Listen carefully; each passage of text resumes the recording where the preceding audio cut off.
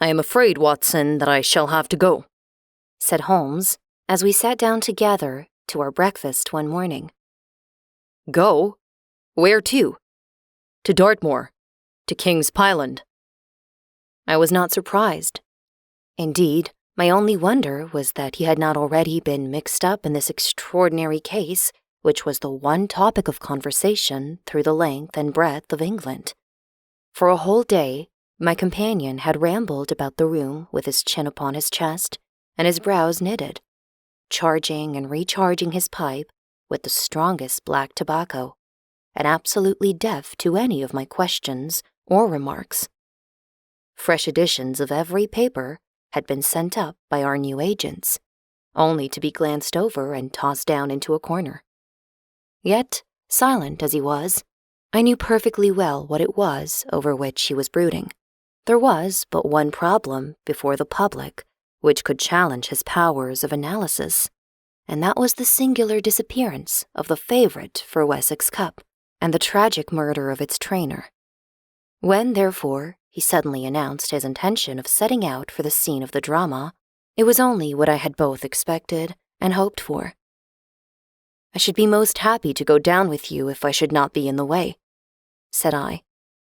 "My dear Watson, you would confer a great favor upon me by coming, and I think that your time will not be misspent, for there are points about the case which promise to make it an absolutely unique one.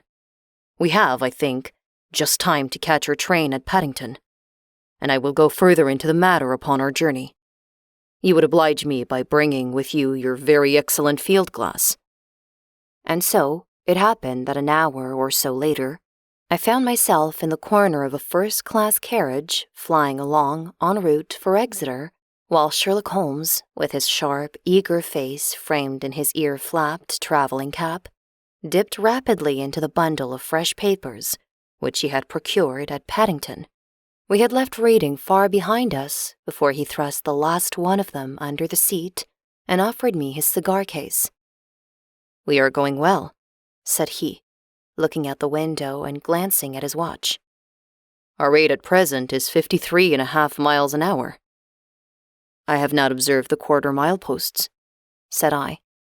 "Nor have I, but the telegraph posts upon this line are 60 yards apart, and the calculation is a simple one. I presume that you have looked into this matter of the murder of John Straker and the disappearance of Silver Blaze?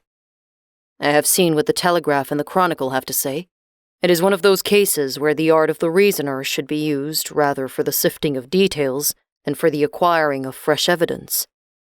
The tragedy has been so uncommon, so complete, and of such personal importance to so many people that we are suffering from a plethora of surmise, conjecture, and hypothesis.